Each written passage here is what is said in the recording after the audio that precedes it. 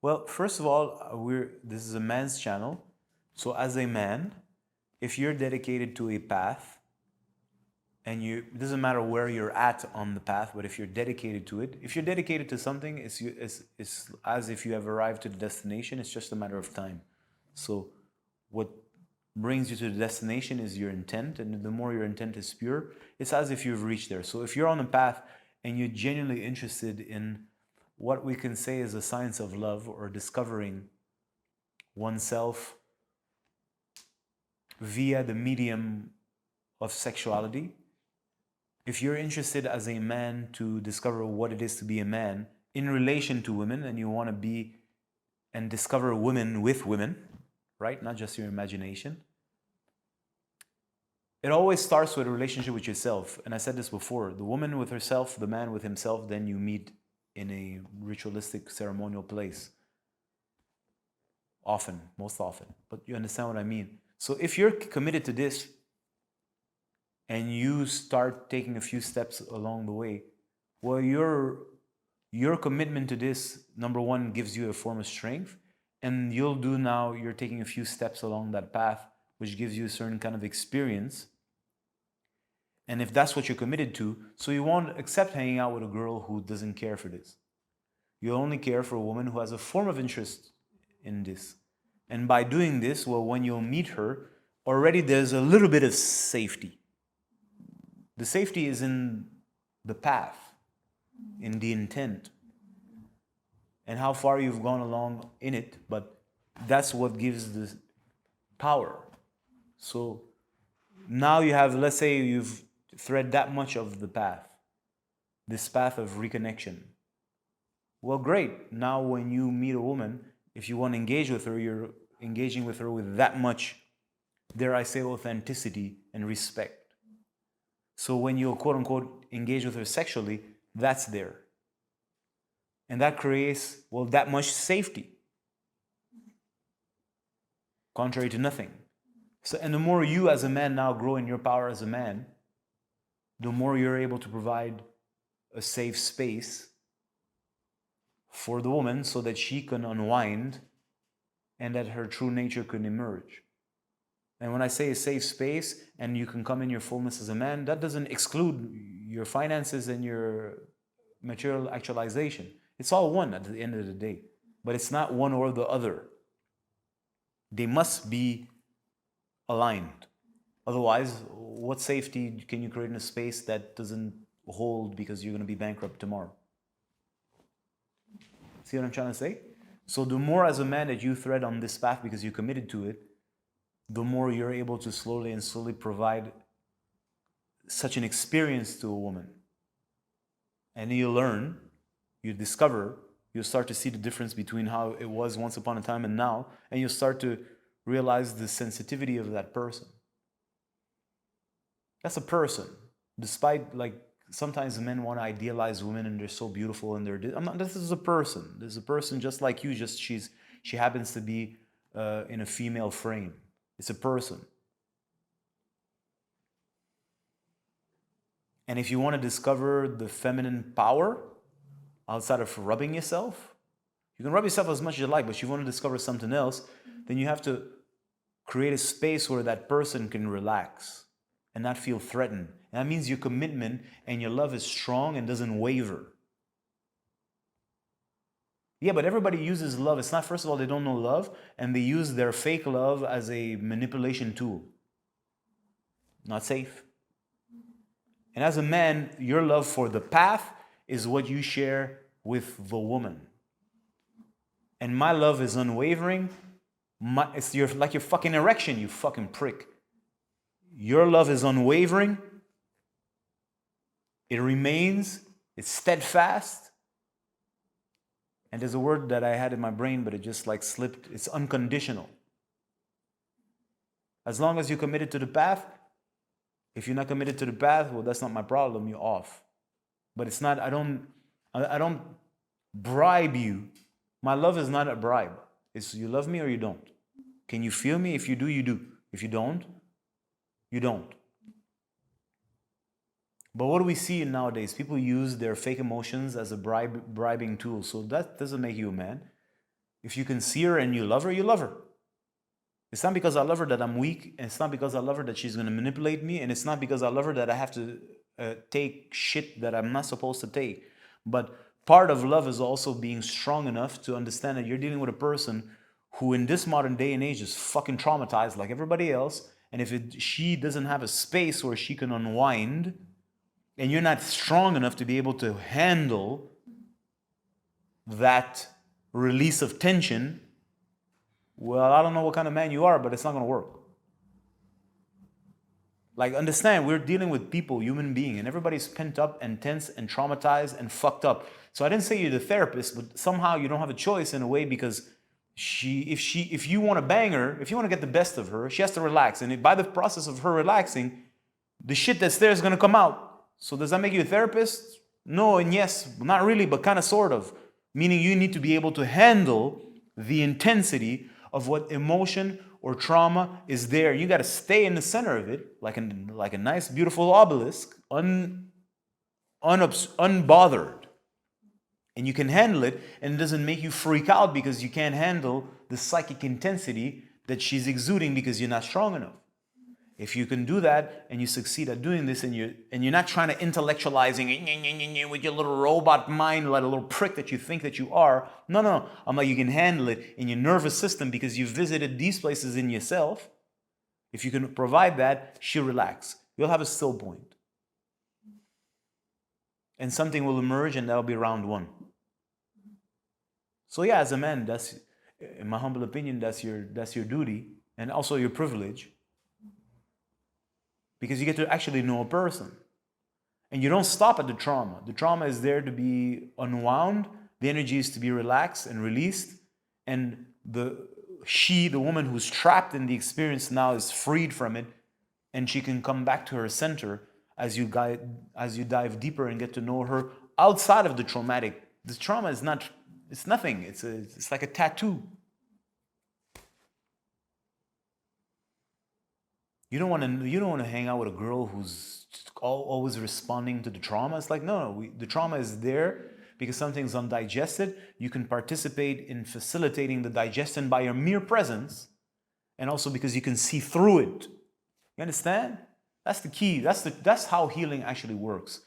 What does a healer do? He sees through the trauma. I see the trauma. I understand the trauma. I feel the trauma. I get the trauma, but I see through it. I can see what's behind it, which means the person somewhere is hiding or is lost in the trauma, and I can see the person in their little corner in the trauma. And you can also see that they're tripping and they enjoying the trip, because that little trauma protects them from the power that nature has endowed to them and the responsibility that comes with that power. In a way, it saves them from having to become so much stronger and going on such a journey of empowerment, real empowerment, and of womanhood in this case, or manhood, which plugs you to something so big. Anyways, you see what I mean? We go from right to this is just in me attempting to share with you. You see, we go from like little yeah man, I bang you, and like right, to a cosmic experience that is full of bliss and full of experiences, but this texture, I don't know, part of what I enjoy with women is intimacy, and the intimacy is like I get to know a person, but I get to know a person deeply. That's part of my pleasure, right? Some people want to travel. I've traveled a lot in my life. I'm gonna be honest with you. At first it's cool because you meet a bunch of people from everywhere. I'm from Israel, congratulations. And I'm from fucking Japan, that's great. Then you hear a couple of stories and then you get bored because it's always at the surface. So where are you from? Where are you going? Where have you been? And if you're lucky, maybe they tell you a little more. And it's always kind of redundant. So there's no satisfaction. Nothing nourishes you. There's nothing interesting. You don't learn something really interesting. In fact, just the way they start the sentence, I already know what they're going to say. Right? Because I've seen it. I've seen so many of it. It's like, okay. So part of the pleasure of intimacy with a woman is that you get, if she wants and she's interested in opening and discovering herself and you get to discover the deep aspects of people. It's not just like bad things, it's awesome things. Really special things. And then you get to discover how they've compensated and how they've managed to survive, and the strategies that the mind has adopted to cope, which is brilliant.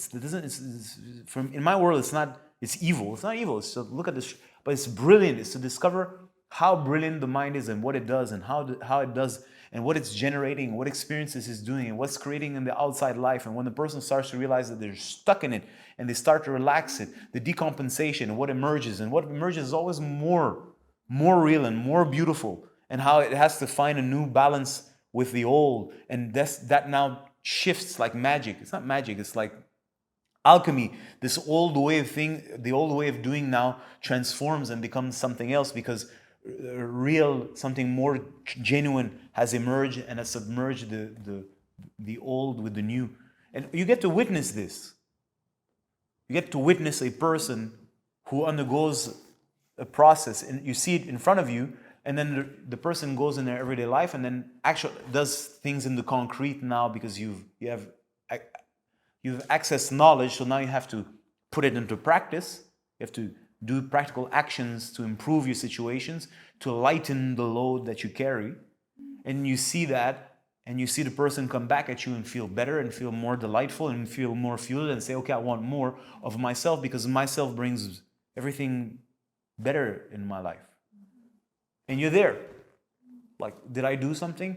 Actually, I didn't do anything, but if I'm not there, somebody catalyzes this, so I'm a participant. That's fair to say. I participate. I'm a willing, conscious participant in another person's life, and I witness nature operating through me, operating through her, and how nature harmonizes forces and powers to bring harmony, balance, beauty, grace. I don't know, what do you want more? Well, at a level of human interaction. And this is what I feel people are looking for. Like, you want to feel special in a person's life, but you're not. That's why you're replaceable, and she switches you for another person because you're a dildo, and now she wants another dildo that's, purple or brown or has polka dots, so that she can have a new kind of experiences, which is as meaningless as you before. So of course, as a human being, because you invest time and your essence wants to have a significance, because you're significant, but what you're doing is insignificant. So where are you going to find significance?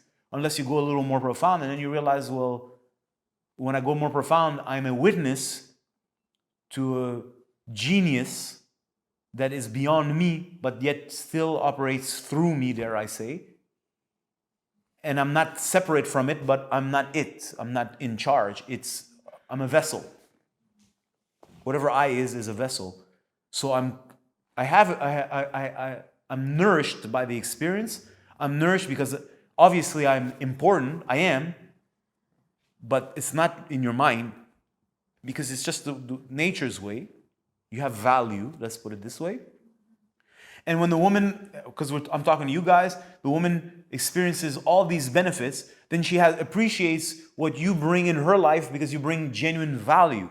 You help her to go towards herself and her power, which creates, harmonizes, balances, beautifies, intensifies, empowers her life, which ain't got nothing to do with taking her away, making her a fake person with fake tits, fake ass, fake persona, fake lips.